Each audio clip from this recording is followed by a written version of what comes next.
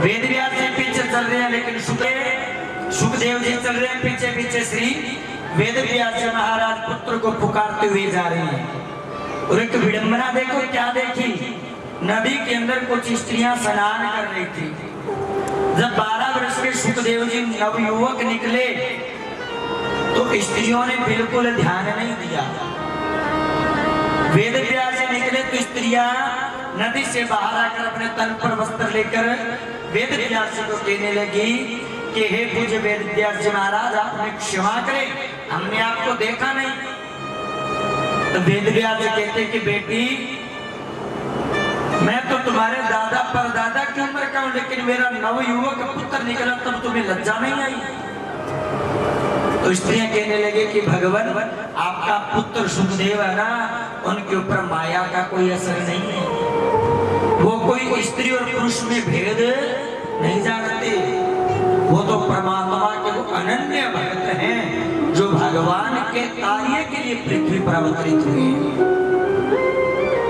फिर भी मन नहीं माना, पीछे दौड़ते गए, पुत्र पुत्र आगे वन में गए। तो वृक्ष भी बोलने लगे कि महाराज, किसको पुत्र पुत्र पुकार रहे हो? क्या पता पिछले जन्म में आप इनके पुत्र रहे होंगे। लेकिन सुखदेव जी महाराज का तो पदार्पण ही जन कल्याण के लिए हुआ है, भगवान की चर्चा के लिए हुआ है। जैसे वृक्षों से ये बातें सुनी तो श्री वेद व्यास जी महाराज अपने आसन में वापिस आ गए। बिटिका देवी को कहने लगे कि देवी, अपने भाग्य के अंदर पुत्र सुख नहीं, अब हम जाकर भगवान की भक्ति करते हैं और वही अपना कल्याण हो सकता है, अन्यथा कुछ भी नहीं होगा। ये कथा कौन बता रहे हैं? सूत जी महाराज बता रहे हैं। नैमिषारण्य वन के अंदर शौनक आदि ऋषि पहले 6 प्रश्न पूछे थे ना कि मानव के लिए सर्वप्रथम मानव का धर्म क्या है।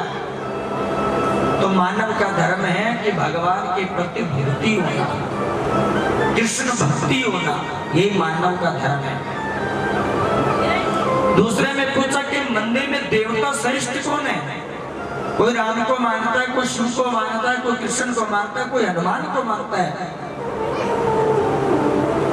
हम जाते हैं काफी मंदिरों में, थोड़ा सा प्रसाद लेकर जाते हैं और मंदिरों के अंदर देखते हैं कि मंदिर की परिक्रमा मार्ग में भी बहुत सारे छोटे छोटे खाने के अंदर मंदिर बनी है।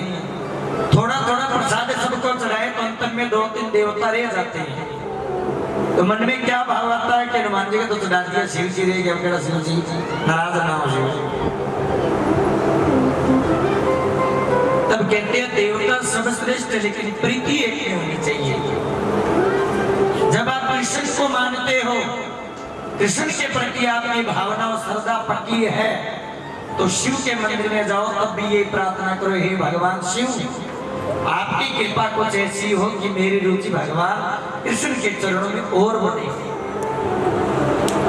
जब नवरात्र शुरू हो तो माता के मंदिर में जाओ तो माता से भी यही कहो कि हे माता, मेरे को भगवान कृष्ण के चरणों के प्रति और रुचि हो। सब श्रेष्ठ है, लेकिन रुचि एक नहीं होना। एक साधे सब सदे, एक को मानने से सब मान जाते हैं। उसके बाद क्या पूछा कि भगवान को अजन्मा बताया गया है। भगवान का रूप अजन्मा है, तो दशरथ के घर में राम है, वो कौन है? नंद बाबा के घर में कृष्ण है, तो वो कौन है? जो परमात्मा अजन्मा है, तो परमात्मा के नाम क्यों है? जो परमात्मा एक है तो अवतार 24 क्यों है भगवान के? कोई भगवान के 24 अवतार बताता है, कोई भगवान के 10 अवतार बताते हैं। तो महाराज वो 24 अवतार कौन से हैं और क्यों हैं? आपको कल भी बताया था कि सनक सनंदन सनातन और सनत कुमारी भगवान के प्रथम अवतार थे, जिनके ऊपर कभी वृद्धावस्था का असर नहीं हुआ, जिन्होंने अपने जीवन में भगवान की भक्ति के अलावा कुछ नहीं किया। दूसरा अवतार भगवान का वराह अवतार। आपने सुना होगा प्रलय काल के अंदर जब पृथ्वी जल के अंदर डूब गई थी, तब भगवान ने वराह अवतार धारण किया और अपने दांत के ऊपर रखकर पृथ्वी को वापिस सृजन किया था, वापिस सृष्टि पृथ्वी को निकाला। तीसरा अवतार भगवान का था संत नारद के रूप में। ये भगवान का आवेश अवतार है, नारद कोई और नहीं है, भगवान के ही आवेश अवतार है। चौथा अवतार था भगवान का नर और नारायण का। और पांचवें अवतार था भगवान का कपिल देव का, जिन्होंने 6 शास्त्र के अंदर सांख्य शास्त्र आता है, सांख्य शास्त्र का निर्माण किया था, वो भगवान कपिल देव ने किया था। 6 शास्त्र। और 7वां क्या है, छठा अवतार क्या है, दत्तात्रेय। ये भी भगवान विष्णु के अवतार है, दत्तात्रेय जी महाराज, जिनके जीवन में 24 गुरु बनाए थे, लुहार को भी, कुमारी कन्या को भी, काग को भी, सबको। दत्तात्रेय महाराज की आगे कथा आएगी, आपको बताएंगे। 7वां अवतार है भगवान का यज्ञ अवतार। यज्ञ भगवान की पत्नी का नाम है दक्षिणा, जो दक्ष प्रजापति की बेटी के साथ भगवान का विवाह हुआ। ये 7वां अवतार है भगवान का यज्ञ अवतार। जो घर के अंदर यज्ञ करते हैं ना, हवन करते हैं, तो उस समय मानो कि भगवान नारायण को आप भोजन करा रहे हो, भगवान नारायण को आप घर में बुला रहे हो, तभी तो घर में हवन होता है, यज्ञ होता है। ये भगवान का यह अवतार है, यज्ञ अवतार। और 8वां अवतार क्या था, श्री ऋषभदेव जी भगवान का। ऋषभदेव जी कौन है, जिन्होंने जैन धर्म के जो मानते हैं लोग, जैन धर्म के अंदर भगवान ऋषभदेव जी को मानते हैं। ये भगवान नारायण का ही अवतार है। और इसके बाद हुआ था राजा पृथु का अवतार। जो पृथु राजा थे ना, वो भी भगवान विष्णु के अवतार थे। ये जो धरती है ना, धरती का नाम पृथ्वी बाद में पड़ा। जो ये धरती थी ना, बिल्कुल बंजर भूमि हो गई थी। राजा पृथ्वी ने बहुत सारे यज्ञ किए। यज्ञ के अंदर ये बात निकली कि राजा पृथु, आप आगे बेल की जगह जुड़कर हल को जोतोगे। तब राजा पृथु ने भूमि को सींचा और पृथ्वी को अपनी पुत्री के रूप में माना। तब पृथु राजा की पुत्री बनी पृथ्वी। ये भगवान नारायण का अवतार है। इसके बाद भगवान ने मत्स्य अवतार धारण किया, कश्यप अवतार धारण किया, धन्वंतरी अवतार धारण किया। जब देवताओं और असुर के बीच में समुद्र मंथन हुआ, उसके अंदर धन्वंतरी जी महाराज अमृत कलश को लेकर आ रहे थे। वो भी एक भगवान का ही रूप था। धन्वंतरी अवतार के बाद भगवान ने मोहिनी अवतार धारण किया। मोहिनी, इस समय जब देवताओं को और असुरों को अमृत पिलाया जा रहा था, तब भगवान ने मोहिनी रूप धारण करके देवताओं को अमृत पिलाया और राक्षसों को जल। ये मोहिनी रूप धारण करके भगवान ने लीला की। और मोहिनी अवतार के बाद श्री नरसिंह अवतार धारण किया। भगत प्रहलाद की कथा आपने सुनी होगी। उस समय भगवान ने भगत प्रहलाद के लिए नरसिंह अवतार धारण किया। वामन भगवान दीति के गर्भ से, कश्यप ऋषि की 2 पुत्री थी, दीति और अदिति। एक से राक्षस पैदा हुए, एक से देवता पैदा हुए। और भगवान ने वामन भगवान का रूप बनाकर राजा बलि से 3 कदम धरती जो पैर मांगे थे ना, तो भगवान वामन का धारण किया। वामन के भगवान श्री परशुराम जी का, ये भगवान नारायण है। और महर्षि वेद व्यास जी महाराज, ये भी भगवान नारायण के ही रूप है। और महर्षि वेद व्यास जी के बाद हुए थे मर्यादा पुरुषोत्तम श्री राम। ये कौन से अवतार थे? 18वें अवतार थे भगवान। और 19वें अवतार के अंदर भगवान कृष्ण के बड़े भाई बनकर बलराम जी, जो शेषनाग का अवतार थे,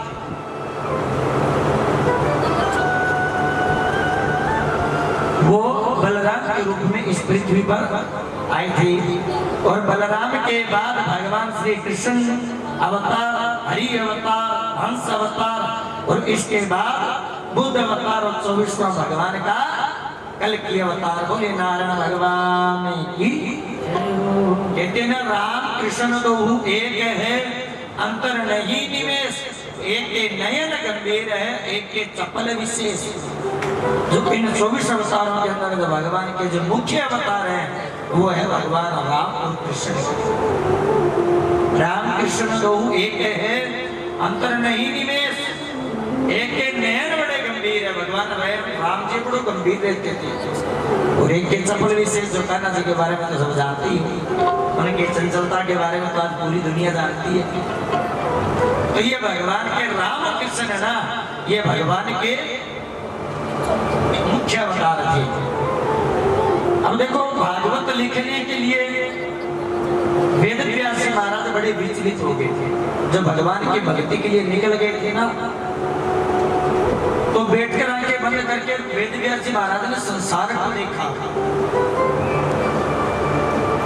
संसार को देखा, दुनिया भर में घूम रही है,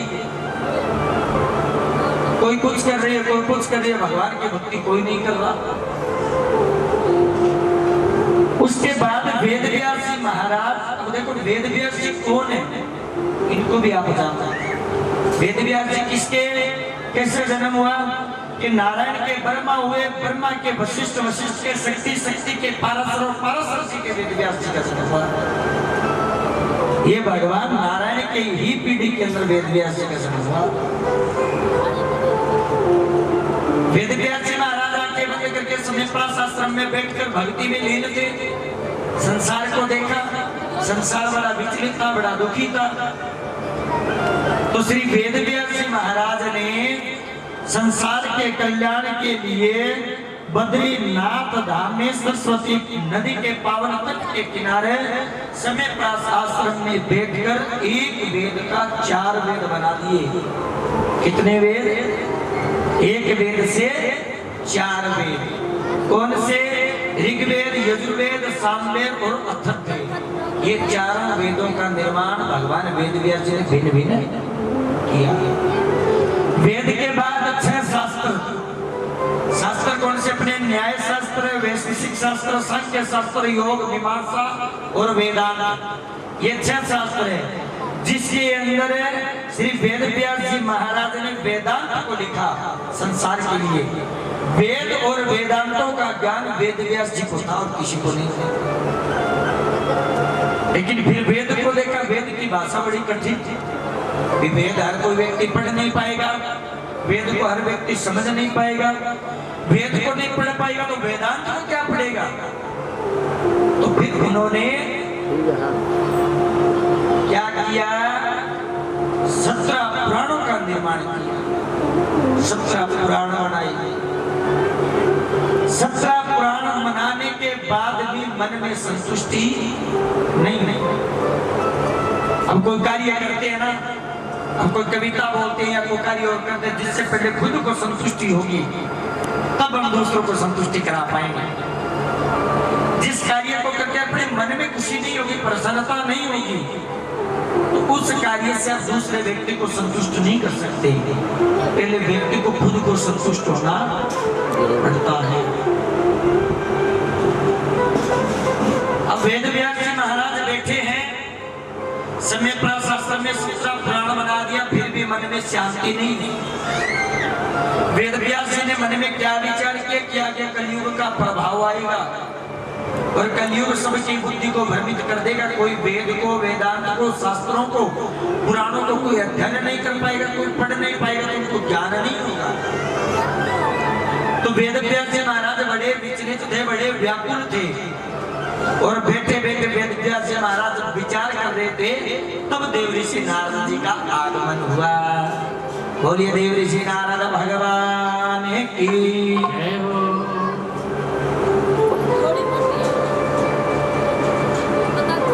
कहते न कबीरा सब जग निर्धना, धनवंता ना कोई, धनवंता सो जानिए जाको राम नाम धन होए।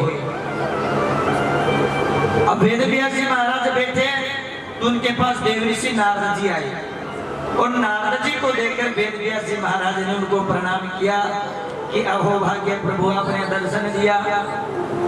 अब वेद व्यास जी महाराज बैठे हैं और आगे नारद जी बैठे हैं।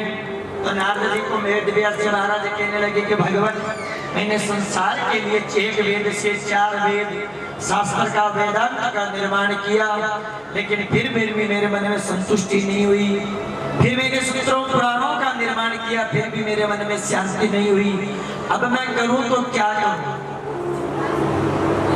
तब नारद जी उनको चतुश्लोकी भागवत देते समीवाग्रे 4 श्लोक देकर उनको चले गए। 4 श्लोक देने लगे। तब नारद जी को वेद व्यास जी कहने लगे कि महाराज, आपने जो मेरे को चतुश्लोकी भागवत दी है, क्या बताओ मेरे को कि भगवत कृपा बड़ी होती है या गुरु की कृपा? अब कहते हैं ना, गुरु बिना संयम ना मिटे, गुरु बिना मिटे ना भेद, और गुरु बिना ज्ञान ना उपजे, जे जे जे गुरुदेव। गुरु गोविंद दोनों कड़े काके लागो पाओ, बलिहारी गुरु आपको जिन गोविंद दियो मिलाए। तो नारद जी कहने लगे कि हे वेद व्यास जी महाराज, भगवत कृपा से बड़ी कृपा होती है गुरु की कृपा। जीवन में जब तक गुरु की कृपा नहीं होती तब तक भगवान भी कृपा नहीं करते। नारद जी कहने लगे कि गुरु कृपा का प्रमाण मैं हूं। आज मैं देव ऋषि नारद हूं तो ये गुरु कृपा की वजह से। अब देव ऋषि नारद जी अपनी जीवनी बताते हैं वेद व्यास जी महाराज को।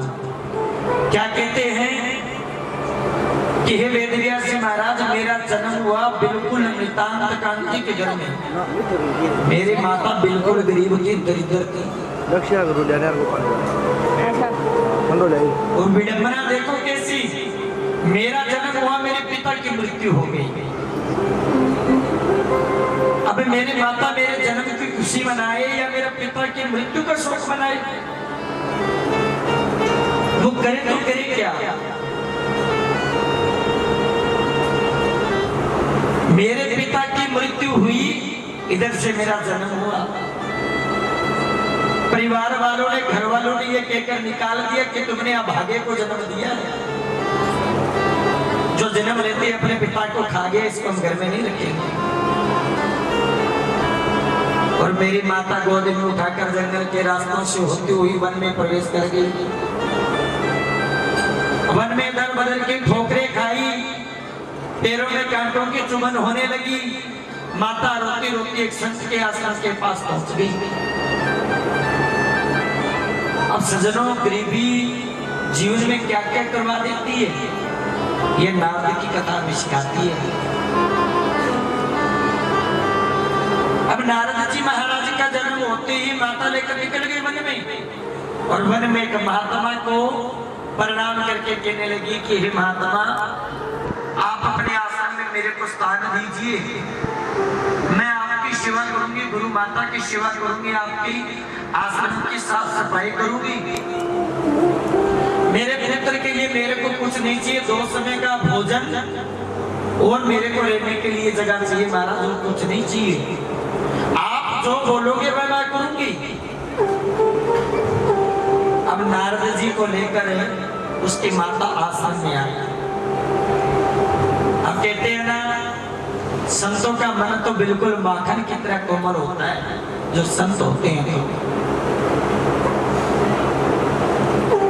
संत की दया हुई, उस नितांती को आश्रम में स्थान मिल गया। वो गुरु की सेवा, गुरु पत्नी की सेवा, सबकी सेवा में रहने लगी।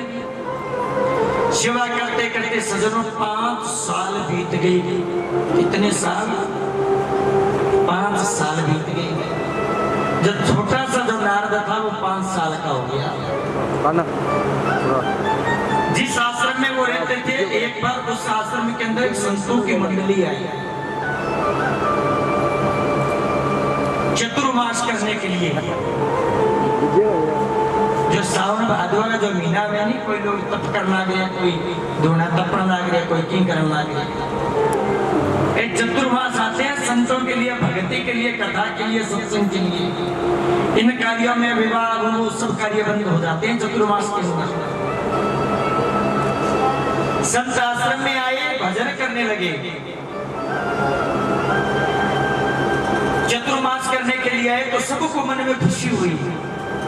जो गुरु के जो छोटे छोटे शिष्य थे ना, वो भी आश्रम की सफाई में लग गए।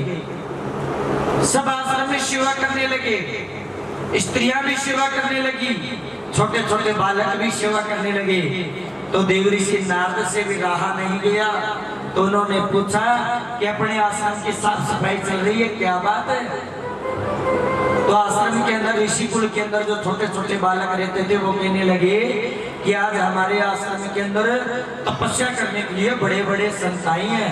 अरे संतों की सेवा करना तो अपना कर्तव्य है, उनकी सेवा करेंगे। तो नारद जी भी उनकी सेवा में लीन हो गए। 4 महीने सजनों उन आश्रम के अंदर संतों का संग रहा, और 4 महीनों में संतों ने इतनी सत्संग की, इतनी कथा की कि जो उसका जो छोटा सा बालक था ना, उसके मन में बिल्कुल वैराग्य प्रकट हो गया। उनको संत समझाते थे कि बेटा संसार में आए हो, अकेले अकेले को जाना है। 8 मास का बना पुतला नामगी करे तो बंदा बनना गंदा ही गंदा। संसार में कोई किसी का माता पिता भाई पत्नी भाई बंधु कोई नहीं है। अकेले आए हो, अकेले को जाना है। थोड़ा समय है, जैसे राहगीर को चलते समय में थकान होती है, पेड़ की छांव में थोड़ी देर बैठते फिर चल पड़ती है, इसी प्रकार जीवन है। इस जीवन के अंदर, इस योनि के अंदर तुम्हारा थोड़ा समय मिला है, तुम भगवान की भक्ति कर लो, चाहे कुछ और कर लो। बिल्कुल वैराग्य हो गया, कोई माता नहीं, कोई पिता नहीं, कोई संसार नहीं है। 4 महीने के बाद सज्जनों जब संत जाने लगे, तो वो छोटा सा नारद वो भी कहने लगा कि मैं साथ जाऊंगा। माता को कहने लगा कि माता मेरे वस्त्र मेरे को दे दे, एक समय का भोजन बांध के दे दे, मेरे को कुछ नहीं चाहिए, और मैं तो संतों के साथ जाकर हिमालयों की गंदराओं में बैठकर भगवान की भक्ति करूंगा। तब नारद जी की ये बात सुनी तो संतों ने उसका नाम रखा था रामदास। जो भगवान की भक्ति में बड़ी सेवा की संतों की, तो संतों ने उनको नाम दिया था, तो संतों की बड़ी सेवा करता था। रामदास नाम था नारद का पहले। कहने लगे बेटा रामदास, तुमने जो सत्संग सुनी, भागवत सुनी, इसको जो भी तुम्हारे जीवन में कुछ परिवर्तन आया है, तो तुम इसको जीवन में जरूर अपनाना। और सजनों अपनाया कैसे? जाकर माँ को कहने लगा कि माँ संसार में कोई किसी का नहीं होता, अकेले आए अकेला जाना, कोई माता कोई पिता नहीं होता, मैं तो संतों के साथ जाऊंगा, भगवान की भक्ति करूंगा, मेरे को कोई माता की जरूरत नहीं है। तब माता रोती हुई संतों के पास गई, जाकर कहने लगी कि हे महात्माओं, आपका सत्संग ने तो मेरे बेटे की बुद्धि को भ्रमित कर दिया।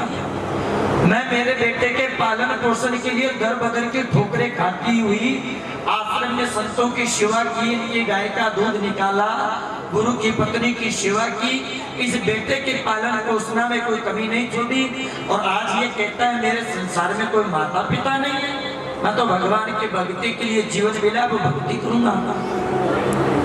माता की करुण पुकार सुनकर संतों के मन में दया आई। जैसे ही सुबह नारद जी जाने लगे तो नारद जी को संत पता है क्या कहने लगे कि बेटा जब तक माता पिता जीवित है उसकी सेवा करो। मातृदेवो भव, पितृदेवो भव, आचार्य देवो भव, अतिथि देवो भव। ये 4 ना देवताओं के समान होते हैं, और माता पिता आचार्य और अतिथि। जब तक तुम्हारी माता है तब तक इसकी सेवा करो, जब ये छोड़कर चली जाए तब तुम आकर भगवान की भक्ति करना। इतना वचन कहकर नारद जी चले, वो संत चले गए। अब रामदास बड़ा व्याकुल, बड़ा उदास हो गया कि 4 महीने संतों के संग में रहा, सत्संग सुनी, और आज मेरी मां नहीं होती ना तो मैं साथ चला जाता। एक दिन बीता, 2 दिन बीता, तीसरे दिन मन में संतों के प्रति लालसा और बढ़ने लगी। मन में क्या विचार आया कि हे भगवान, मेरे माता का प्राणांत हो जाएगा तो मेरे भजनों में विघ्न नहीं आएगा। हे भगवान, मेरे पुकार सुन रहा है तो मेरी माता को उठा ला। सजनों, समय ने कुछ ऐसी करवट ली, कहते हैं ना, काल व्याल मुख ग्रास त्रास निर्नाश हेतु। काल रूपी व्याल, काल किसको कहते हैं? समय को। व्याल कहते हैं सर्प को। काल व्याल मुख ग्रास, काल के मुख के अंदर ग्रास बनकर बैठे हुए हैं हम। पता नहीं काल रूपी सर्प कब अपना मुख बंद कर ले और कब अपना प्राणांत हो जाए। यही समय आया उसकी माता का। आश्रम में गाय का दूध निकाल रही थी, दूध निकालते निकालते एक सर्प ने डसा और माँ की मृत्यु हो गई, पूरा शरीर नीला पड़ गया।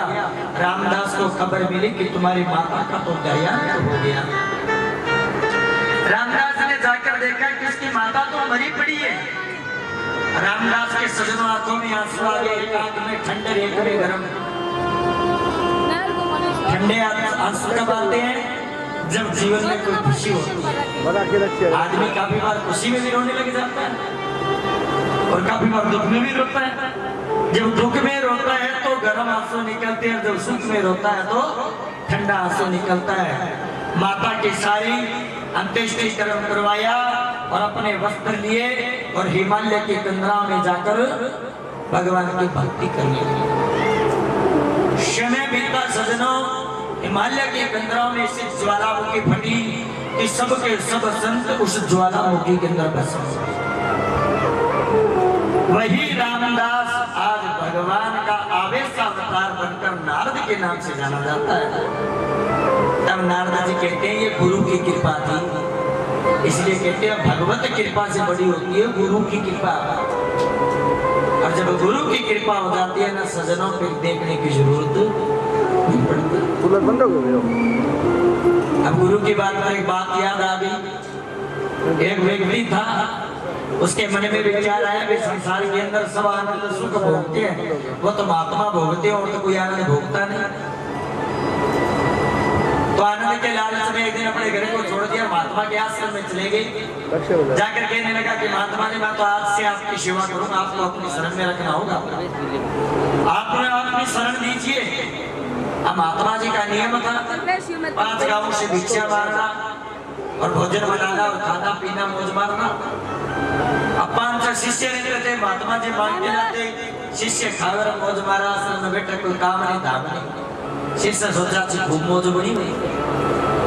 संत के मन में विचार आया, बेटे ले आपा भिक्षा मांगा, आपा अपना चेला न जमा के देखा भी, आपा तो चेला न पालस का चेला भी अपना भोजन मांग के लाके देश के राज्य चेला पर नियम लगा दिया भी 5 घरों भिक्षा मांगनी, छठा घर में जानो को नहीं। अब चेला मन में विचार करे, महात्मा जी जाता तो 5 घर फुल भोजन देता, लेकिन चेला जाने लग गया जब भोजन का माना देना थोड़ा थोड़ा कम करती है। अब भोजन कब मिला था ना तो महाराज जी पूरा दापा ना चेला दापा तो बंद हो गए। तो चेला के मन में विचार है पार ना पड़ा तो 10 घर मांगना लग जाओ अपने पीछे दे आप 10 घर में भोजन मांगा, महाराज जी को तो थोड़ी चलेगा, महाराज जी 5 घरों को नहीं तो 10 घरों मांगे। अब सजनों, लालच बुरी बला होती है, आपको पता ही है। कोरकिंग का बारे में तो जानो ना जानो, तेरा बारे में तो बता देना, बोल के कुछ बचाए। तो कहना कि महाराज सब का बारे में जानो और मेरा बारे में बता, तो बताओ कि मैं पिंजरा में मरूंगा, कभी आकाश में भी उठूंगा। अब चलो मन में विचार करें, अभी मैं महाराज जी दिया कह दियो भी कोई निकल को तुम पिंजरा में आजाद हो जाएगो और ना 10 दिन बाद में भिक्षा मांगो फिर आना पड़ गया दिया तो महाराज बाद में दम गोनी झूठ बोलो और ये कह दियो कोई नहीं उधर कल न उठ गया अपना आश्रम में आगे बैठ के फिर के कुआना। तो वो कहा आ बात मैं मेरे गुरुजी को नु पूछ के बताऊंगा। अब शाम ने गुरुजी ने भोजन करा के चरण दबाया, गुरुजी ने कहना गया गुरुजी आज एक लालच का वशीभूत होकर 5 घरों देखे, 5 घरों भोजन कम मिले, 10 ग्राम चले गया। 10वें घर में गया, एक जाट के घर में गया और जाट के घरे जाके देखे तो एक पिंजरा के अंदर तोतो टंगड़ू। तो तोते एक ही प्रश्न पूछे कि बताओ महाराज मैं पिंजरा में मरूंगा कभी आकाश में उड़ूंगा? तो महाराज जी बोले फिर के हो कि मैं महाराज हो के हो क्या बात? तो भी मेरे गुरु जी को पूछ के फिर बताऊंगा। अब जी ये बात गुरु जी को पूछी तो गुरु जी के मर तो आदमी यंत्र पढ़ाई करे नहीं, यंत्र पढ़ाने लगे। हाथ पैर लातो लातो क्या चढ़ा दे मुंह में, मैं जाग आ गया गुरु जी का दिया मान लो प्राण निकल गया। सारा चेला मन में विचार करे विपस्सन में को दम जाता हो तो गुरु जी को छूट गया। ये बात जो बेरो अपन हो तो आपका मर जाता जमींदार के घरे ही नहीं गया। अब कोई कोई जी पगतली मसला है, कोई हाथ मसला, कोई कुछ करे, कोई देवता ने याद करे। भगवान एक बार मेरे गुरु जी ने खड़ा कर दिया, दोबारा मैं प्रश्न कौन पूछा मारा बोलो तो मारा मत। आधा घंटे बाद में गुरु जी खड़ा हो जा। अब चला मन में विचार विकल अपन जानो पड़ गया। गुरु जी ने पूछ लिया तो गुरु जी बकरा मल्ला गया, स्वर्ग का मोड़ गया नहीं तो पत्थर को नहीं आवा।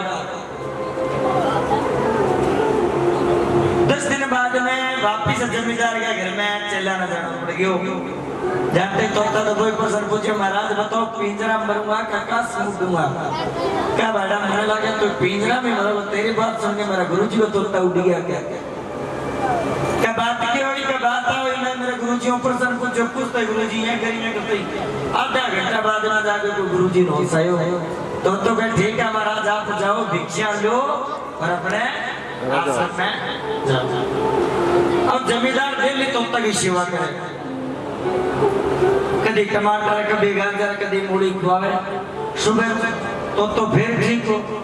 अब दोपहर में आगे जाता देखे तोता ने बिल्कुल पिंजरा के अंदर अकड़े बैठे। इस तरह हो गया बंदा क्या कर ले जाए तो मर गया। अब चौधरी साहब तोतन हाथ में लेके पानी का छिंटा मारा, सारा प्रयत्न करे तोतन जगाने का, लेकिन तो आंख नहीं खोले। अब चौधरी साहब सोचे तोतन देख के कहने लगे ना तोता जीवन में तेरो मेरे कोई साथ हो, तुम मेरे साथ होते रहो, मैं तेरी बड़ी सेवा करी। अरे क्या मेरा तो घरे आदमी नहीं को रहा तू तो भेड़ जीव है। तोता ने लेके आदमी सोचो पीछे फेंक दिया फिर कुत्तो बिल उठा ले जी। हाथ में लेके फेंक्यो नहीं जबकि राम नाम सत्य तो पीढ़ियों की चाबी चला दे हटता है। जब के मारी थी लागी नहीं मारी बक नाल में फूंक, गुरु बेचारा क्या करे जब चेले में हो तो संत बहुत सारी बातें अपने समझाना चाहे लेकिन अपने समझना जरूरी है। क्रिकेट में गुरुदेव दया कर की मुझे को अपना लेना, गुरुदेव दया कर की मुझे को अपना लेना।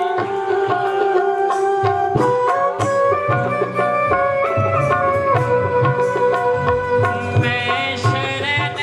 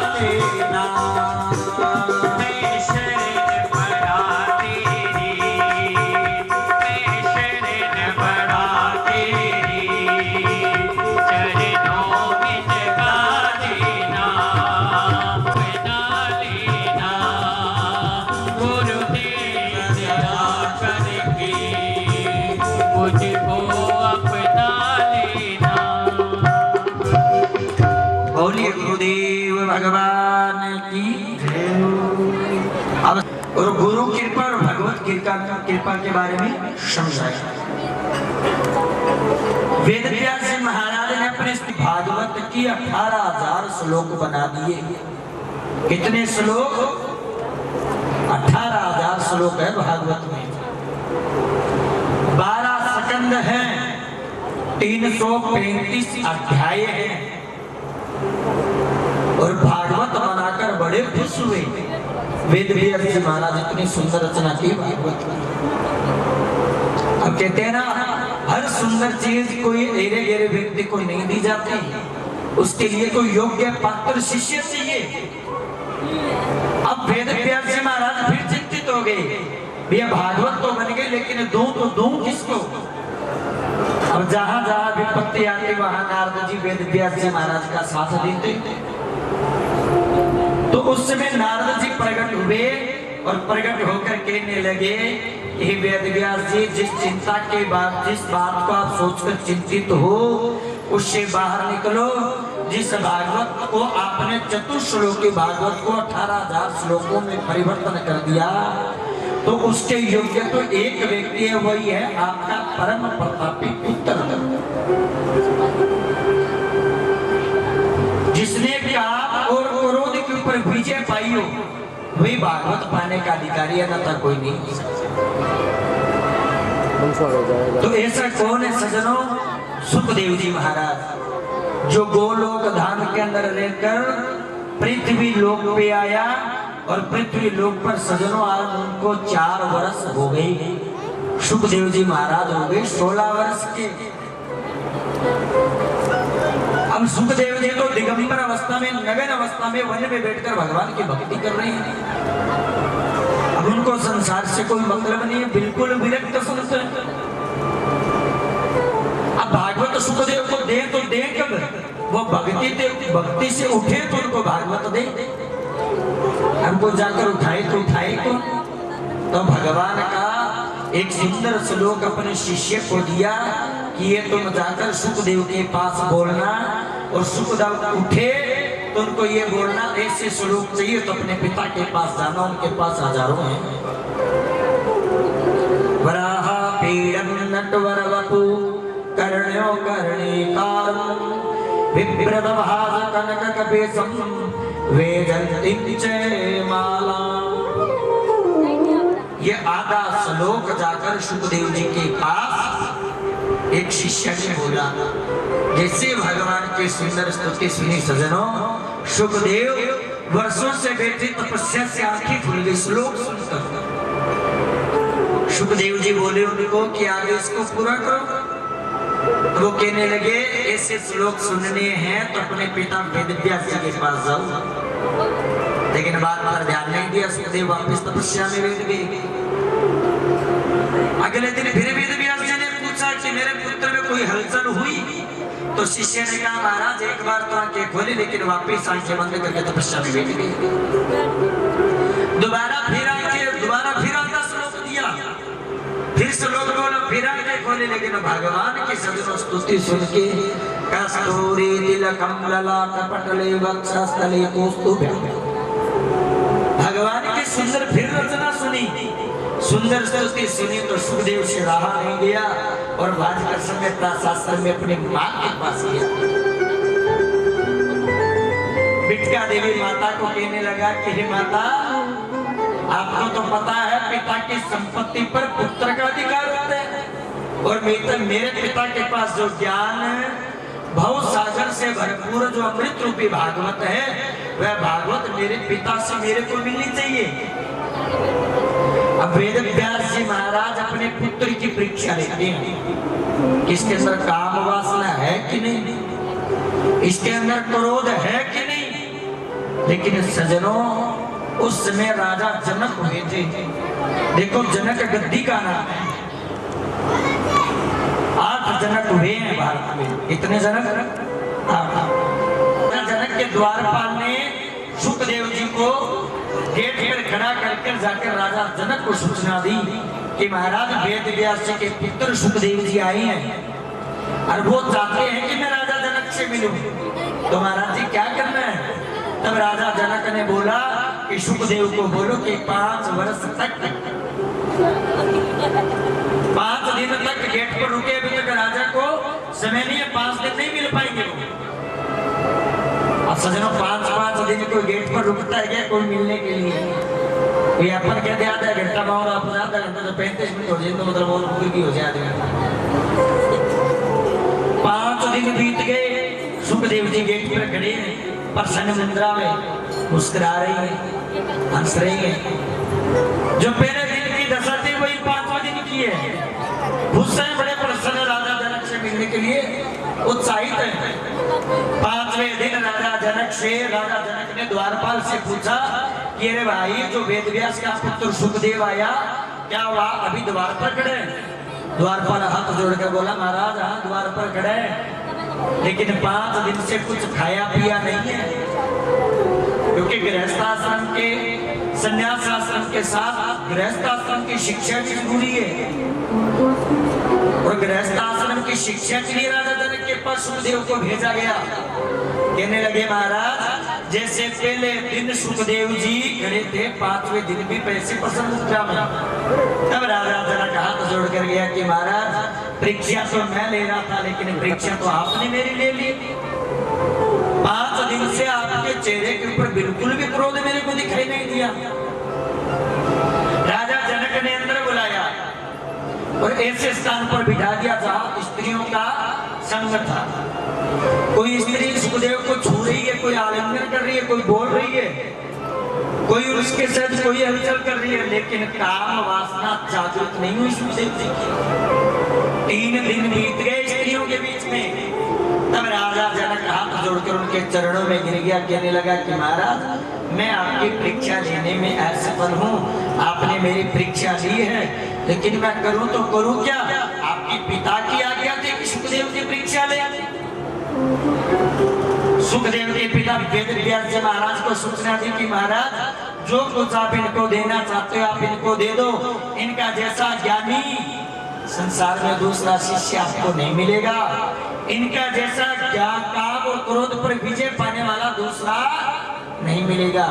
तब सजनों 18,000 श्लोक, एक श्लोक जो मोती के समान सुखदेव जी महाराज को वेद व्यास ने दिए, और वेद व्यास जी के द्वारा सुखदेव को भागवत की प्राप्ति हुई। अब नैमिषारण्य वन के अंदर बैठे संत महात्मा, नैमिषारण्य वन के अंदर बैठे संत महात्मा और सूत जी महाराज कहने लगे, हे ब्राह्मण देवताओं, हे शौनकादि ऋषियों, जो भागवत सर्वप्रथम वेद व्यास जी ने सुखदेव को दी, और वही भागवत सुखदेव ने राजा परीक्षित को सुनाई। तो शौनकादि ऋषियों ने पूछा, महाराज ये राजा परीक्षित कौन है? अब सजनों राजा परीक्षित की चर्चा भागवत में आरंभ होती है। तब पूछा, ये राजा परीक्षित कौन है? तब सूत जी महाराज ने भी शरण्य वन के अंदर बैठे हुए ऋषियों को, महात्माओं को ये बताने लगे कि राजा परीक्षित अर्जुन के पुत्र हैं, अभिमन्यु के पुत्र हैं, उत्तरा के पुत्र हैं, सुभद्रा के पुत्र हैं। वो अभिमन्यु का पुत्र जिसने अपने गर्भ के अंदर, अभिमन्यु ने चक्रव्यूह की सारी रचना सीखी। ऐसे परम प्रतापी का पुत्र है अभिमन्यु का पुत्र राजा परीक्षित। जिस समय सजनों महाभारत का युद्ध हुआ, आपको तो पता ही है महाभारत में कितना बड़ा संग्राम हुआ। जब समस्त कौरवों और पांडवों के बीच में युद्ध चल रहा था, समस्त कौरव मारे गए, लेकिन एक दुर्योधन बच गया। कौन बच गया? दुर्योधन। दुर्योधन के भी साथ भीम ने अंतिम समय में मल्ल युद्ध किया, गदा से युद्ध किया, और गदा से सजनों भीम ने इतना मारा कि उनके जंघा को तोड़ दिया। जब दुर्योधन का अंत समय था तो तो रात्रि काल में अश्वत्थामा कृपाचार्य दोनों को दोनों जाकर दुर्योधन से मिले। तो दुर्योधन की दशा देखी तब अश्वत्थामा कहने लगा, अरे मित्र तुम्हारी ऐसी दुर्दशा किसने कर दी? कौन है जो तुमको इतनी पीड़ा दी है? किसने तुमको मारा है? तो दुर्योधन कहने लगा, अरे मित्र अश्वत्थामा मेरे को मारने वाला और कोई नहीं है, हमारे शत्रु पांडवों ने मेरी यह दशा की है। तुम मेरे मित्र हो तो जाओ और पांडवों का वध करके आओ, तब तो मैं तुमको मानूंगा कि तुम मेरे मित्र हो। सजनों कल्पना करो वो रात्रि क्या होगी। जाको राके साइया मार सके ना कोई। अब पांडवों के शिविर में पांडव द्रौपदी और द्रौपदी के 5 पुत्र सो रहे थे। अर्धरात्रि हुई लेकिन भगवान कृष्ण को नींद नहीं आई। भगवान कृष्ण पांडवों के शिविर के चारों ओर चक्कर लगा रहे थे। भगवान को चक्कर लगाते हुए अर्जुन ने देख लिया।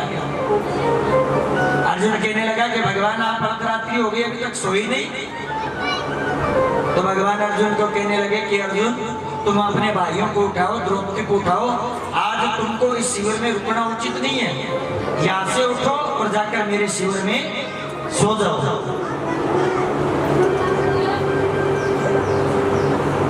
यहाँ से तुम उठो और जाके मेरे शिविर में सो जाओ। सजनों रात्रि काल में अश्वत्थामा आया और द्रौपदी के 5 पुत्रों को मार दिया। अश्वत्थामा के मन में विचार आया कि दुर्योधन मेरी बात पर विश्वास नहीं करेगा कि मैंने 5 पांडवों को मार दिया। तो द्रौपदी के जो 5 पुत्र थे ना, वीर महाप्रतापी, उन सब की गर्दनों को अलग अलग काटकर बालों से पकड़ साथ लेकर गया कि मैं दुर्योधन को दिखाऊंगा ना, तब विश्वास होगा कि मैंने पांडवों को मार दिया। लेकिन पांडवों को तो जिसकी भगवान रक्षा करता है, इनको कौन मार सकता है? जागोरा के साइया मार सके ना कोई, बाल ना बांका कर सके चाहे जो जग बेरी हुई। चाहे पूरा संसार उसका दुश्मन क्यों ना बन जाए, जब ठाकुर उसकी रक्षा करता ना तो उसको मारने वाला कोई नहीं है। द्रौपदी के 5 पुत्र को लेकर दुर्योधन के पास गए और दुर्योधन का कहा कि हे मित्र देखो, मैंने तुम्हारे 5 शत्रुओं को मार दिया, 5 पांडवों का वध कर दिया। तब दुर्योधन कहने लगे, अश्वत्थामा ये असंभव है, पांडव इतनी आसानी से मरने वाले नहीं है। तो सजनों जैसे ये बात कही तो अश्वत्थामा कहने लगा कि मित्र मेरे को पता था कि तुम विश्वास नहीं करोगे, इसलिए देखो मैं 5 पांडवों के नाड़ को काटकर साथ लेकर आया हूँ।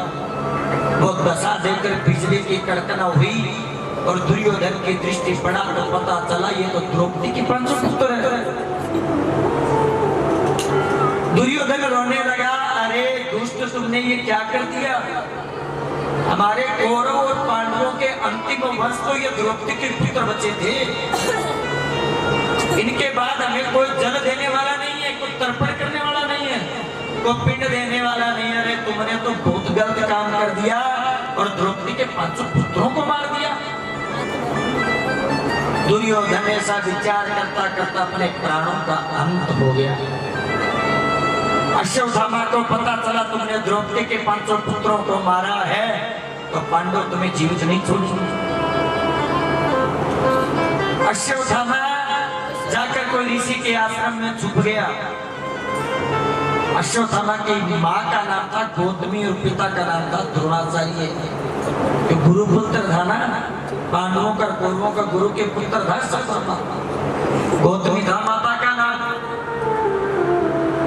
ये उनके मन में भय हो गया, ये डर हो गया कि मैंने द्रौपदी के 5 पुत्रों को मारा है तो पांडव मेरे को जीवित नहीं छोड़ेंगे। सुबह हुई, द्रौपदी अपने पुत्रों को जगाने के लिए शिविर में गई तो शिविर में जो दशा देखी, द्रौपदी रोदन करने लगी, रोने लगी। और जब माता रोने लगती है तो सजनों देवता भी कांप जाते हैं अपने पुत्र के लिए माता का रोदन देखकर। द्रौपदी का रोना देखकर, चीखना देखकर, चिल्लाना देखकर पांडव दौड़ते हुए शिविर में पहुंचे और पांडवों ने द्रौपदी की क्रोध आया। भीम ने गदा ली, अर्जुन ने धनुष बाण लिया, नकुल सहदेव ने अपने तलवार हाथ में ली, युधिष्ठिर ने भाला हाथ में लिया और भीम कहने लगा यह दुराचारी और कोई नहीं हो सकता, अश्वत्थामा है, अश्वत्थामा ही बचा है और कोई हमारे पुत्रों को मारने वाला नहीं है। मैं अश्वत्थामा को छोड़ूंगा नहीं, मार करूंगा। और सजनों अश्वत्थामा को ढूंढते ढूंढते ऋषि के आश्रम में पहुंच गए। अश्वत्थामा को पकड़ा, घसीट कर उनको बीच में लेकर आए। पांडवों ने उनको खूब पीटा, पांडवों ने खूब अश्वत्थामा को मारा, लेकिन अश्वत्थामा को मारा तो अश्वत्थामा को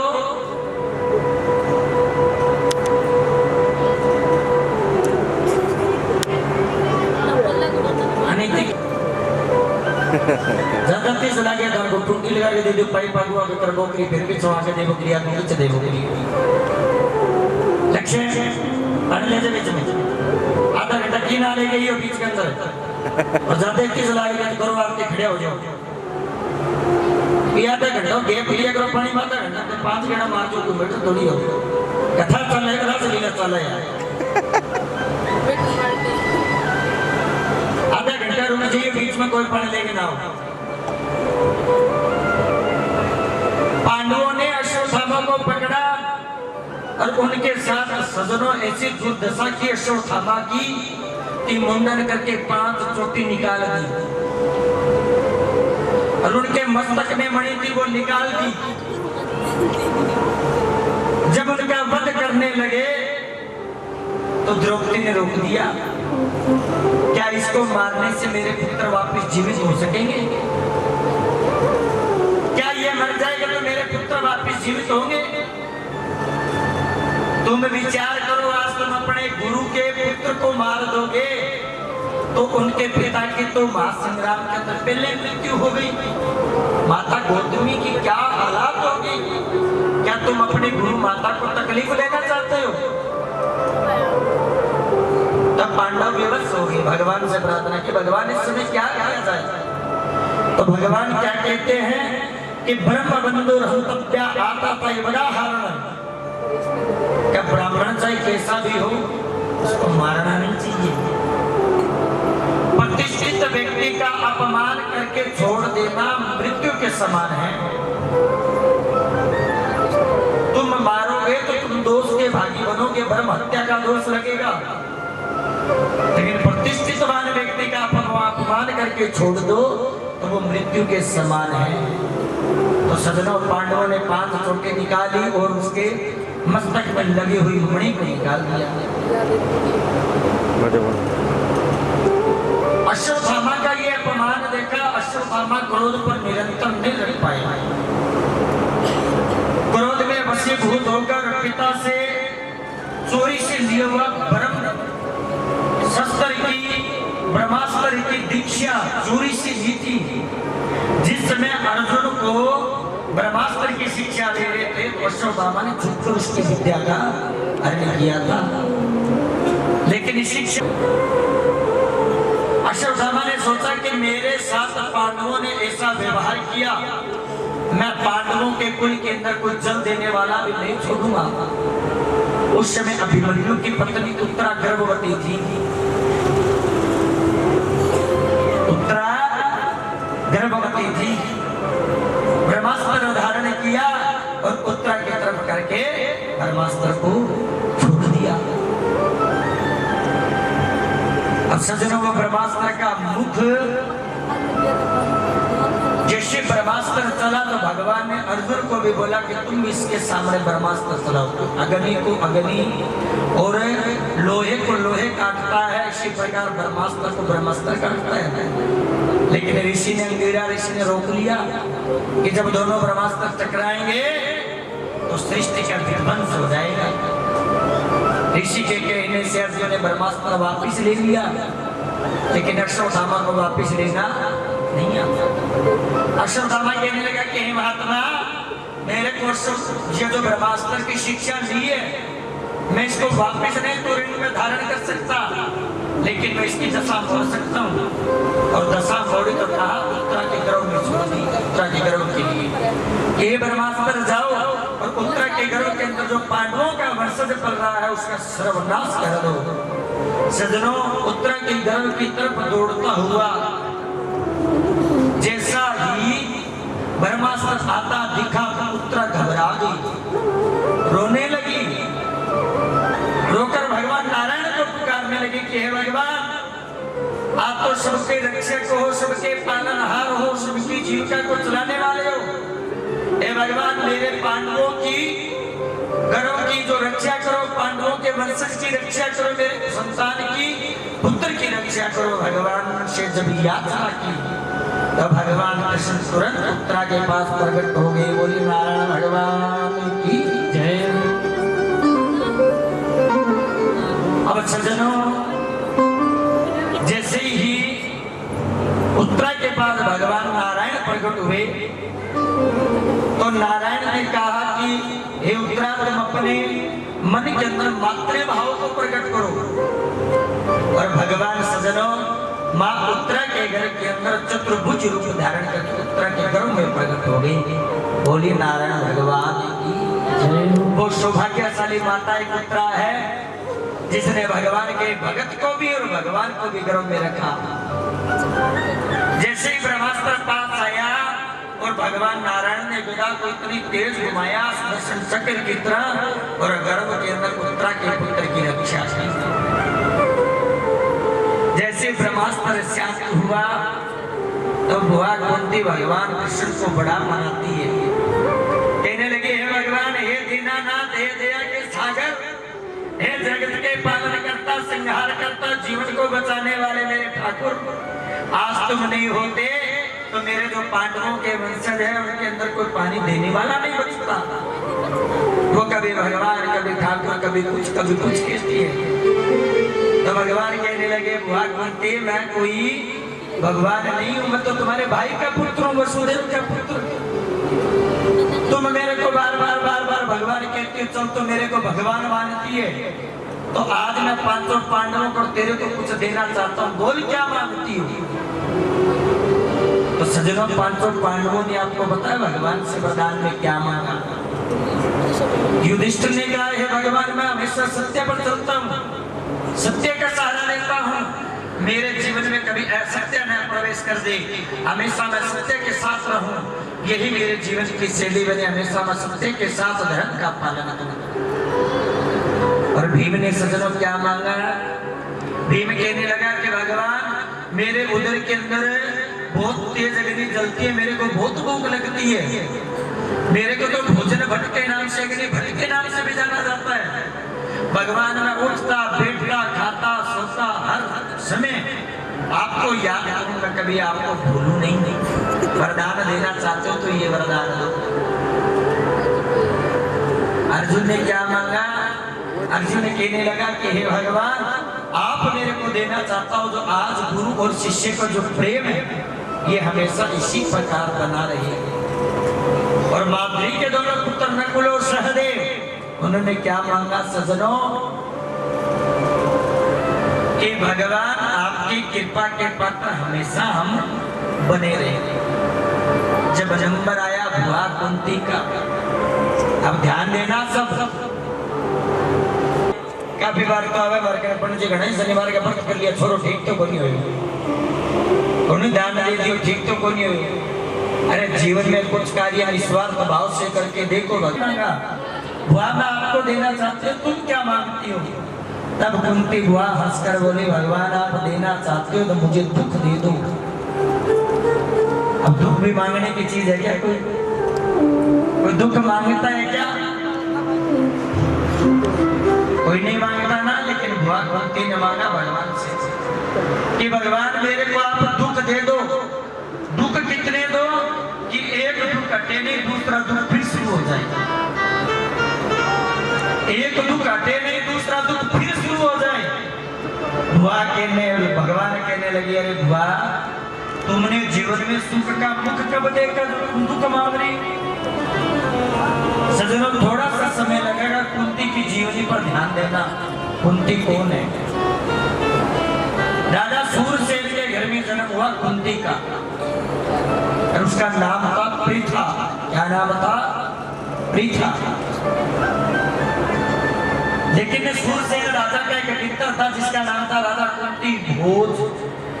क्या नाम था? कुंती। जैसे ही कुंती का जन्म हुआ राजा सूरसेन के घर में राजा कुंती भोज मिलने गया और जाकर सूरसेन को कहने लगे, अरे भाई, अरे मित्र, तुम तो बड़े बड़े भागी हो जो तुम्हारे घर में कन्या ने जन्म लिया है, तुम्हारे घर में पुत्री हुई है, तुम तो बहुत बड़े बड़े भागी हो और मेरे घर में देखो कोई संतान नहीं। तब राजा सूरसेन ने उठाया और कुंती को, राजा कुंती भोज को दे दिया। उस समय राजा कुंती भोज ने उसका नाम रखा कुंती। जन्म कहीं हुआ, पालन पोषण कहीं हुआ। कुंती जब 10 वर्ष की थी, भगवान की बड़ी परम भक्त थी। राजा कुंती भोज के द्वार पर एक बार एक ऋषि महात्मा है जिसका नाम था दुर्वासा ऋषि। दुर्वासा ऋषि के बारे में कोई जानता होगा? तो आगे कर दिया कि बेटे तुम जाओ, मेरे से कहीं क्रोधित हो गए तो मेरे को श्राप दे देंगे। अब कुंती ने बड़ी विनम्रता पूर्वक राजा के महल के अंदर दुर्वासा ऋषि को बुलाया और दुर्वासा ऋषि को अच्छा भोजन कराया, बड़ी सेवा की। दुर्वासा ऋषि बड़े प्रसन्न हुए और प्रसन्न होकर सज्जनों क्या कहा कि बेटे तुमने जो सेवा की मैं बड़ा प्रसन्न हूँ, मैं कुछ देना चाहता हूँ, उसको तुम धारण करो। तो कुंती को एक ऐसा मंत्र दे दिया कि तुम इस मंत्र को जिस देवताओं को बुलाओगी वो देवता तुरंत प्रकट हो जाएंगे। कुंती की आयु हो गई 14 वर्ष। एक दिन छत पर खड़ी थी और सूर्य को देखकर बड़ा मन प्रसन्न था। सूर्य को देखकर दुर्वासा ऋषि का दिया हुआ मंत्र याद किया। जैसे ही मंत्र बोला सूर्य भगवान तुरंत प्रकट हो गए। और सूर्य भगवान प्रकट हो गए तो कुंती ने हाथ जोड़कर कहा, प्रभु सेवा करो, मैं तो ऋषि दुर्वासा के मंत्र को आजमा रही थी, ये काम करता है कि नहीं करता। तो सूर्य भगवान कहने लगे, ऋषि दुर्वासा का दिया हुआ मंत्र है, खाली हाथ नहीं जाऊंगा, कुछ ना कुछ लेना पड़ेगा, तुम नहीं लोगे तो ऋषि दुर्वासा नाराज हो जाएंगे। हाथ जोड़कर जैसे आगे हाथ किए तो उनके हाथ के अंदर बेटा दे दिया जिसको कर्ण के नाम से जाना जाता था। कर्ण का नाम किसने सुना? आप खड़े करो।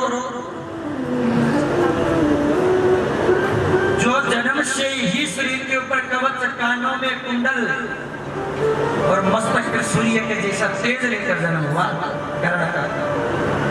अब कुंती ने मन में विचार किया भी प्रजा में ये बात फैल गई कि कुंती के पुत्र हुआ है तो अपयश फैल जाएगा। दासियों को बुलाया, एक पेटी के अंदर हीरे मोती सोने चांदी रखा, जेवर रखा, पेटी में रखकर और यमुना जी के अंदर बहा दिया। उधर धृतराष्ट्र के सारथी थे, उनके कोई संतान नहीं थी, वो भी भगवान सूर्य से प्रार्थना करते कि भगवान कोई संतान हो। लेकिन जिस कुंती ने पेटी के बक्से के अंदर रखकर कर्ण को बहाया, उनको वो मिला। तो सारथी के पत्नी का नाम था राधा, तो उसने कर्ण का नाम रख दिया राधे। और दूसरी विडंबना देखो सजनों क्या हुई कुंती के साथ। जैसे युवती हुई, विवाह हो गया पांडु के साथ और पांडु जन्म से पीलिए का रोगी था। क्या कहती है कि जैसा भी है मेरा पति परमेश्वर है। पांडु का 2 पत्नियां थी, एक का नाम था माद्री, एक का नाम था कुंती। लेकिन पांडु को देखो श्राप मिला हुआ था कि सहवास की कामना लेकर अपनी पत्नी के समीप जाओगे तो तुरंत मृत्यु हो जाएगी, ये श्राप लगा। पांडु एक दिन कुंती के सामने बैठकर आपस में रोने लगे, कहने लगे कि देवी मेरे को श्राप लग गया, संतान हो नहीं सकती, करे तो करे क्या, नहीं संतान मेरे को मरना पड़ेगा, सहवास की कामना लेकर पास आऊंगा तो मेरी मृत्यु हो जाएगी। तब कुंती उनको क्या कहती है कि मेरे को दुर्वासा ऋषि से के वरदान के रूप में मंत्र मिला हुआ है, आप कहो तो देवताओं से संतान की प्राप्ति हो सकती है। पांडु ने कुंती की बात को स्वीकार किया धर्मराज से युधिष्ठिर का जन्म हुआ, पवन देव से भीम का जन्म हुआ, इंद्र से अर्जुन का जन्म हुआ और नकुल और सहदेव से माद्री के दो पुत्र हुए जिनका नाम नकुल और सहदेव है। वो पांडव जिनको कौरव हर एक पल पल में षड्यंत्र करते रहते हुए इनको मारे तो कैसे मारे। कितने जीवन में कुंती ने दुख देखे। एक दिन पांडु से और माद्री से रहा नहीं गया, मन पर काबू न पा सके तो पांडु ने जैसे माद्री के पास गए तो पांडु को मृत्यु हुई। माद्री ने सोचा कि मेरी वजह से मेरे पति की मृत्यु हो गई, तो माद्री पांडु के साथ सती हो गई। माद्री सती हो गई। अब देखो उस माता पे कितनी विपत्ति, 5 पुत्र, अकेली माता जिसको मारने के लिए 100 कौरव एनी टाइम तत्पर तैयार रहती है। कभी खीर में विष मिलाकर, कभी लाक्षय ग्रह में, कभी द्रौपदी के साथ, कभी कैसे, कभी चीरहरण में, कभी महाभारत का युद्ध। और जब कौरव से युद्ध जीतकर आज पांडव भारतवर्ष के चक्रवर्ती सम्राट बने हैं, सुख के दिन आए तो कुंती ने फिर दुख मांग लिया। तो कुंती पता है क्या कहती है कि सुख के माथे सील पड़े जो हरि हृदय से जाए। सुख के माथे सील पड़े तो पत्थर पड़े से सुख के ऊपर जिका कारण भगवान ने बूझवा। सुख के माथे सील पड़े जो हरि हृदय से जाए और बलिहारी व दुख की जो पल पल नाम जपाए। जब जीवन में दुख आती है, तकलीफ आती है, कष्ट आते है तो व्यक्ति को हर समय भगवान की याद आती है। सुख भी मुझे प्यारे हैं, दुख भी मुझे प्यारे हैं। सुख भी मुझे प्यारे हैं, दुख भी मुझे प्यारे हैं। छोड़ो मैं किसे भगवान, दोनों ही तुम्हारे हैं। छोड़ो मैं किसे भगवान, मुझे दोनों ही प्यारे हैं।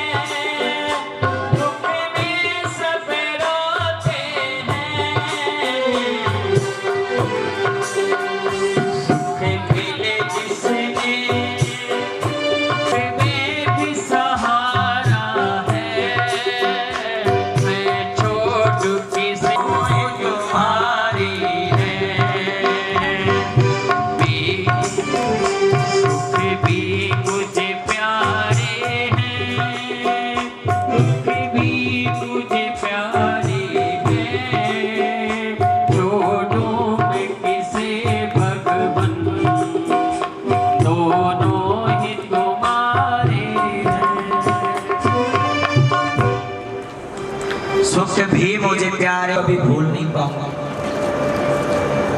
सजनों, भगवान ने सबको वरदान देकर पांडवों को क्या कहा कि अब तुम भारतवर्ष के सम्राट बन गए हो, लेकिन तुम्हें राज कार्य किस तरह करना है, इसके लिए आपको जाना पड़ेगा भीष्म पितामह के पास। भीष्म पितामह के पास लेकर गए हैं पांचों पांडवों को और द्रौपदी को, कुंती की। अब वो भीष्म पितामह जो महाभारत के युद्ध के समय जिस अर्जुन ने बाणों की सैया पर सुला दिया, आज उनको 54 दिन हो गए पूरे। कितने दिन? 54 दिन। जाकर भगवान भीष्म पितामह को कहने लगे कि हे भीष्म पितामह, आप जन्म से लेकर आज वृद्धावस्था तक पहुंचे हो। भीष्म पितामह को वरदान मिला हुआ था इच्छा मृत्यु का। इंद्र और यमन को मार नहीं सकते, जब चाहते तब उसकी मृत्यु होती है, न था भीष्म पितामह को कोई मारने वाला नहीं था। पांडवों ने प्रणाम किया, द्रौपदी ने, कुंती ने, सबने भीष्म पितामह को प्रणाम किया। भीष्म पितामह को प्रणाम कर करके भीष्म पितामह से आग्रह किया कि हे पितामह भीष्म, आप पांडवों को राजा के धर्म की शिक्षा दो कि राज धर्म में क्या क्या कर्म अपने को करना चाहिए, राजा का क्या क्या कर्तव्य होता है वो आप सिखाओ। जब भीष्म पितामह ने ये बात, भीष्म पितामह को ये बात जब कृष्ण जी ने बोली, तो कृष्ण जी को भीष्म पितामह कहने लगे, हे माधव, तुमसे अच्छा राज के बारे में कौन जान सकता है? राज कार्य के बारे में तुमसे अच्छा कौन जान पाया है? धर्म के बारे में तुमसे अच्छा कौन जान पाएगा? भीष्म पितामह को बार बार जैसी ये बात बोली, तब पांडवों को बार बार आग्रह करने से भीष्म पितामह शिक्षा देते हैं कि तुम्हारे घर पर कोई भी अतिथि आ जाए या तुम्हारी शरण में तुम्हारा शत्रु ही क्यों ना आ जाए, तुम्हें उसके ऊपर करुणा दिखानी ही दिखानी है। जब तक तुम समर्थशाली हो, बलशाली हो, तुम्हारे सामने कोई अन्याय होता हो, गौ को, ब्राह्मण को कोई तुम्हारे सामने मार रहा हो और तुम बलशाली हो, बचाने में समर्थवान हो, तो अंतिम समय तक डटकर मुकाबला करना, कभी पीछे मत हटना। जैसी ये बात बोली ना, तो द्रौपदी को हंसी आ गई। द्रौपदी की हंसी देखकर भीष्म पितामह कहने लगी कि द्रौपदी, जब मैं इनको राज कार्य की, राज धर्म की शिक्षा दे रहा हूं, इनको बात बता रहा हूं, तो तुम्हें हंसी क्यों आ गई? तो द्रौपदी कहने लगे कि नहीं भीष्म पितामह, मेरे को तो वैसी हंसी आ गई। तो भीष्म पितामह कहने लगे कि कुलवती नारियां ऐसे हंसती नहीं है, तुम हंसी हो तो कोई ना कोई कारण अवश्य है। सजनों, जैसे ही आज आप इनको शिक्षा दे रहे हो कि समर्थशाली हो तो रक्षा करो, ये करो, वो करो। जिस समय कौरवों की सभा के अंदर मेरा अपमान हो रहा था, उस समय आपके अंदर बल नहीं था क्या? आप एक बार कौरवों के सामने क्रोध की नजरों से देख लेते तो कोई कौरव मेरे ऊपर हाथ नहीं डाल सकता था। दुशासन ने मेरे बाल पकड़कर रजस्वाला के समय के अंदर कौरवों की सभा के अंदर घिस कर लेकर आए। एक बार आप रोक देते तो कौरवों की कोई बल नहीं चल सकता आपके सामने, लेकिन आपने एक बार भी नहीं बोला। तब सजनों, भीष्म पितामह कहता है कि पुत्री मैं क्या बताऊं, मैंने दूषित अन्न खाया था दुर्योधन का, जिसके कारण मेरी बुद्धि भ्रमित हो गई थी, मैं कुछ बोल नहीं पाया। उसी की सजा मैं आज भोग रहा हूँ। 54 दिन हो गया मेरे को बाणों के सैया पर लेटे हुए, और मेरे शरीर के अंदर एक एक रक्त की बूंदे निकल गई है। दूषित अन्न से जो रक्त बना था सारा का सारा निकल गया है। तो द्रौपदी हाथ जोड़कर कहने लगे कि भीष्म पितामह, मैं आपकी भावना को ठेस नहीं पहुंचाना चाहती थी, क्षमा करें। भीष्म पितामह ने जैसे उनको राजकार्य की शिक्षा दी, राजकार्य की शिक्षा देने के बाद भगवान और भीष्म पितामह दोनों ने आपस में बात की। भीष्म पितामह कहने लगे कि हे भगवान, मेरी एक पुत्री है, आप उनको अपनी शरण में लीजिए। जैसे ही पुत्री की बात आई तो पांडव उनकी तरफ देखने लगे कि भीष्म पितामह तो आजीवन ब्रह्मचारी थे, इनकी कौन सी पुत्री है? तो भीष्म पितामह कहने लगा जो मेरी मती है ना, वो मेरी पुत्री है। और मेरी मति के अंदर अब कोई इच्छा शेष नहीं बची। हे भगवान, आप मेरी मति को ग्रहण कीजिए और मेरे को मुक्त कीजिए। इतनी बात कहकर भगवान के सामने विषम पितामह ने अपने प्राणों का त्याग कर दिया। अब सज्जनों, युधिष्ठिर का राज्याभिषेक हुआ, राजा बन गए। समस्त हस्तिनापुर नगरी के अंदर बड़ा उत्साह था। हजारों करोड़ों लाखों की संख्या के अंदर लोग मारे गए थे महाभारत के अंदर। उनको विजय दिलाकर पांडवों को कहा कि हे पांडव, तुम अभी अपना राज्य संभालो और मैं अब द्वारिका गए हुए काफी समय हो गया, मैं वापस मेरी द्वारिका में जाऊंगा। तो युधिष्ठिर कहने लगा कि भगवान, अभी हम रोकेंगे नहीं, लेकिन आप जा रहे हो तो ऐसा लग रहा है कि शरीर से प्राण निकल के जा रही है। हमारे आपत्ति काल में आप हमारे साथ थे तो ऐसा नहीं लगा कि जीवन में आप फूट रहा है, लेकिन जैसे ही आज आपने जाने की बात कही तो ऐसा लग रहा है कि हमारे शरीर से प्राण निकल कर जा रही है। लेकिन युधिष्ठिर कहने लगा कि भगवान, अभी आपको रोकूंगा नहीं, क्योंकि काफी समय तो आप हमारे साथ थे। अब द्वारिकावासी भी आपका इंतजार कर रही है, मामा मामी भी आपका इंतजार कर रहे हैं, वसुदेव और देवकी भी आपका इंतजार कर रही हैं। तो भगवान को सजनों खूब धन दौलत हीरा मोती पन्ना घोड़े के साथ सजावट कर कर और हस्तिनापुर नगर से विदा किया है। पांडवों को चक्रवर्ती सम्राट बनाकर वापस द्वारिका में पहुंचे और जाकर अभिवादन शीलस्य नित्यं हृदोपसेविनं चत्वारि तस्य वदन्ते आयुर्विद्या यशो बल। सर्वप्रथम जाकर माता देवकी को प्रणाम किया, चरणों को स्पर्श किया, वसुदेव के चरण स्पर्श किए, बड़े भाई बलराम के चरणों को स्पर्श किया। कहते हैं बड़ों को प्रणाम करने से आयुर्विद्या यशो बलम, आयु बल यश ये बढ़ते हैं जब आप बड़ों को प्रणाम करते हो। अपने जीवन में एक नित्य जो कार्य बार बार करें लेकिन सफल नहीं हो रहा, तो अपने घर में माता पिता को प्रणाम करके निकल कर उस कार्य के लिए जाओ, वो काम अटक जाए तो आप बताना। अपने घर में जो बड़े बुजुर्गों को प्रणाम करके जाओ, वो कार्य रुक जाए तो बताना। अरे भगवान राम भी तो अपने माता पिता को प्रणाम करते हैं, और भगवान कृष्ण ने भी द्वारिका में जाकर अपने माता पिता को प्रणाम किया। इधर द्वारिका वासियों से भगवान मिल रहे हैं और उधर सज्जनों हस्तिनापुर नगरी के अंदर माता उत्तरा के गर्भ से राजा परीक्षित का जन्म हुआ। बोलिए राजा परीक्षित की। राजा परीक्षित का जन्म हुआ, इतना रुदन किया, सब वेद को सबको दिखाया, सबको सब कुछ किया, लेकिन रोना बंद ना करे।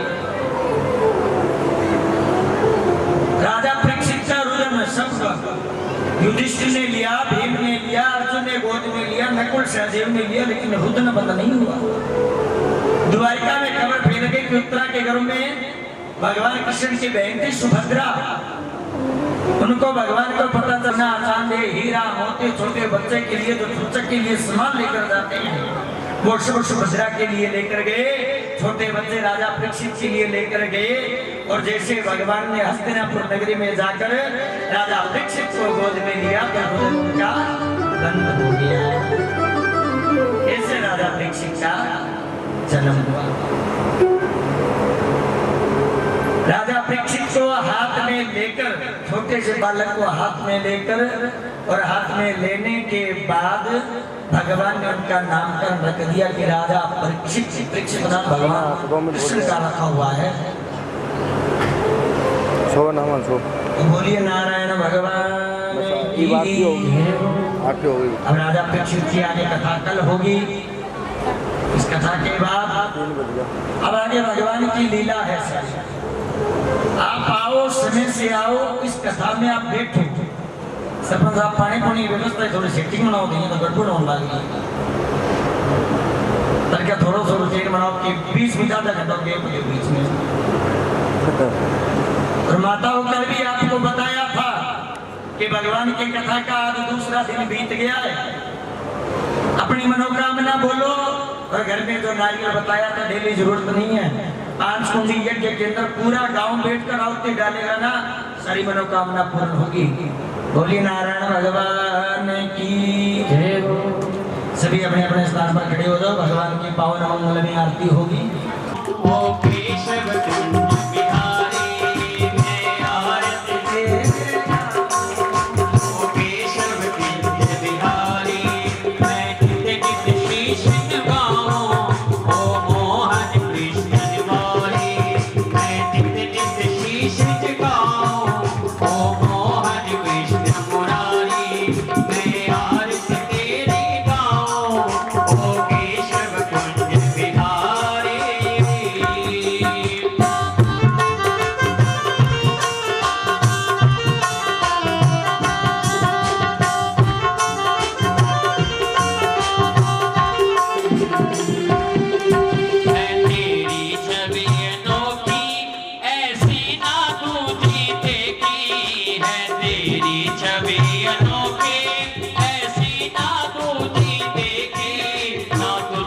सुंदर कोई ओ मोर मुकुटधारी, ना तुझसा सुंदर कोई ओ मोर मुकुटधारी मैं आरती तेरी गाऊं, ओ केशव कुंज बिहारी मैं आरती तेरी गाऊं, कुंज बिहारी मैं नित नित शीश झुकाऊं, ओ मोहन कृष्ण मुरारी